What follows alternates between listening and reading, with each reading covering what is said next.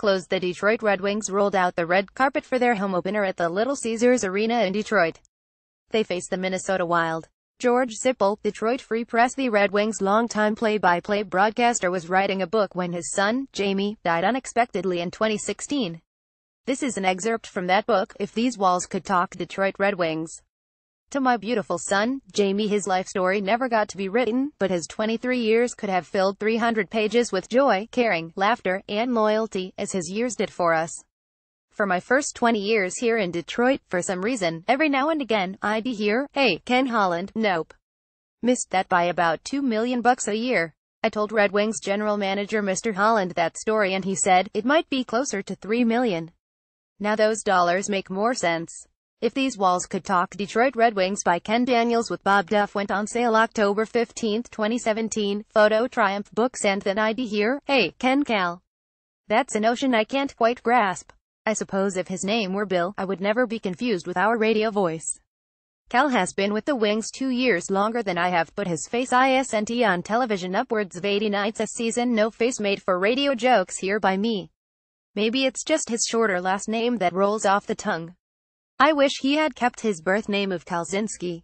The case of mistaken identity has happened to Ken Cal, too. One night, KK was hosting a banquet and the guy introducing him reads his bio, and then says, "Ladies and gentlemen, Ken Daniels." It seems crazy, right? And to think we used to have goaltender Ken Reggett on our team, too. Now we only have one other Ken, besides the aforementioned, and that's our security guy. If people didn't get my name correct by calling me using the surnames of one of the other too many Kens, I would also be known as "There's that Red Wings guy." He's the one who does the games on TV. Now it's become, "There's that guy whose son passed away." That's how I feel I've become known.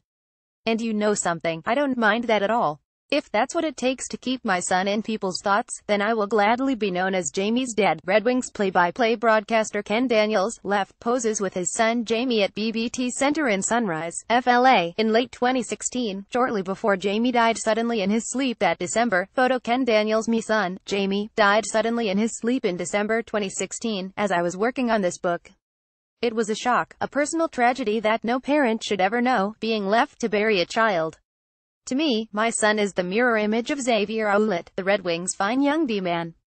When Jamie was in the Red Wings room a few years back standing near Xavier's nickname, Tomas Tatar walked past and saw the two of them and joked, "Same Motheri." Was lucky enough to meet X's parents near my home in Birmingham, shortly after my son had passed, and I showed Xavier's dad, Robert, how similar they looked. Even he couldn't help but notice the uncanny resemblance. And to take this one step beyond crazy, Robert and I share the same March 18th birthday. I've often felt that hockey people are just the greatest athletes with whom to have a conversation. They are personable and for the most part genuine. More Red Wings coverage. Wings relish big party atmosphere of hockey in Las Vegas. The only one, and I mean the only one I've ever encountered to be miserable in my 32 years covering hockey, in one way or another, was goaltender Tom Barrasso. I don't think I'm alone in that thought.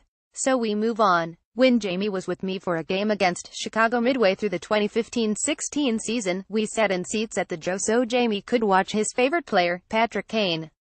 Patrick was sick, Jamie would say, i.e., sick being a tribute to his sick skills.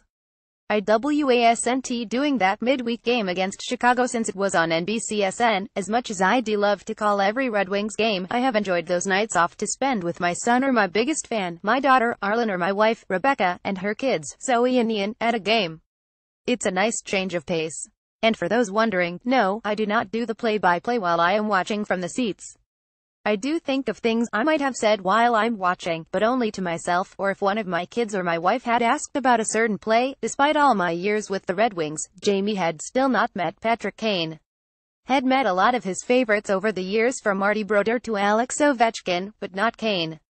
We made our way down to the Blackhawks dressing room and stood there waiting for him to emerge from the change area. Patrick walked right over to me and said, "Ken, how are you, Patrick Kane?" As if I didn't know. But truthfully, I was surprised he knew me. I was flattered even more so since Jamie was standing right beside me. Now over the years I have been in those media scrums where we all gather around a player and stick microphones in his face. But I'm usually on the periphery listening, so Kane and I had never actually met. Well, my son couldn't have had a bigger smile on his face except for the one that was on his dad's face. Kane then said, after I introduced him to Jamie, that he had been watching for years. I grew up watching you and Mick, when I used to live at Beaker's Pat Verbeek's place. Kane billeted with Pat Verbeek and his family while he was playing hockey for the Honey Baked Youth program in Metro Detroit. And then, he added, I love listening to you and Mick. He then turned to Jamie and said, your dad is the best. Well, that made my day, month, and year. Jamie Daniels poses with Chicago Blackhawks forward Patrick Kane during a game in Chicago in the 201,516 season. Photo Ken Daniels. So I snapped a picture of Patrick with Jamie. They shook hands. Jamie grabbed my phone, looked at the photo, and immediately said, oh my god, you rocked this, Dad. You even got Chicago captain Jonathan Toews in the background. Kane and Toews in the same photo with my son. Now that was lucky. Like Patrick, Todd Bertuzzi is also a first ballot personality. I was with Jamie at the Joe back in 2010, in Todd's second go-around with the Red Wings. Todd would give his shirt off his back to anyone who needed one. He was a great Red Wings teammate and a great friend to me. I believe Todd trusts me after all these years, in part because I have never mentioned the Steve Moore incident. I can't imagine what Todd has had to live through this past decade, nor what Steve Moore has had to endure. It's none of my business, nor anyone else is not directly involved. I just hope all can move on successfully in the years ahead. Jamie came down to the room during a morning skate on the day of a game, and I introduced him to Todd. Big Bert said, I got him, and took him around the inner sanctum of the room. A little while later, Jamie returned and I asked my son how it went. And he replied, Todd said, listen to your dad. In this business, there aren't many you can trust, but he's one of the good guys.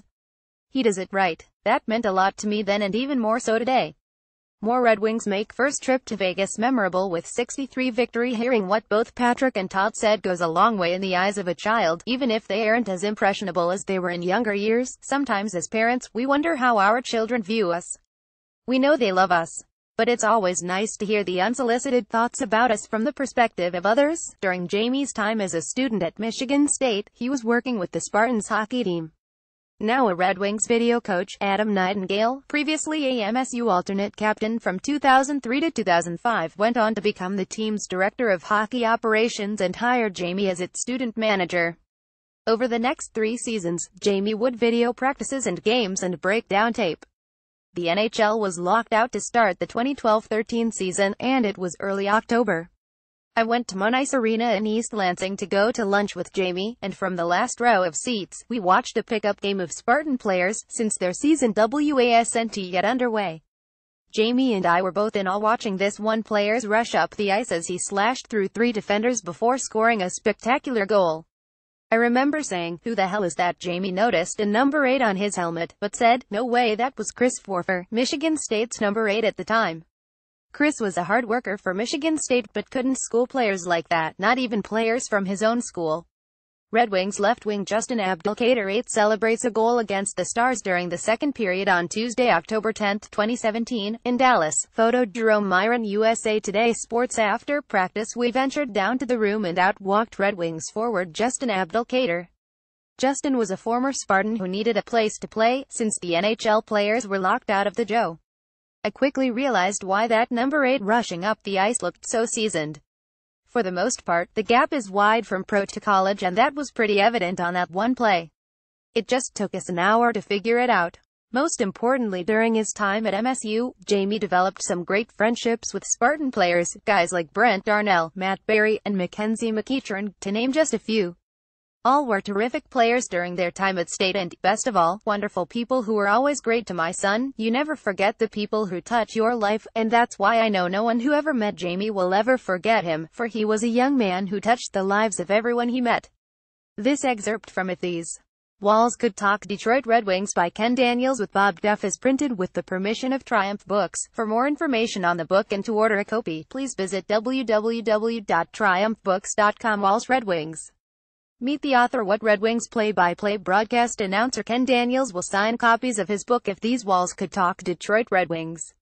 Where Barnes Noble, located at 9605 Village Place, Boulevard in Brighton, when October 21, 2 p.m. More information www.triumphbooks.com. Walls Red Wings.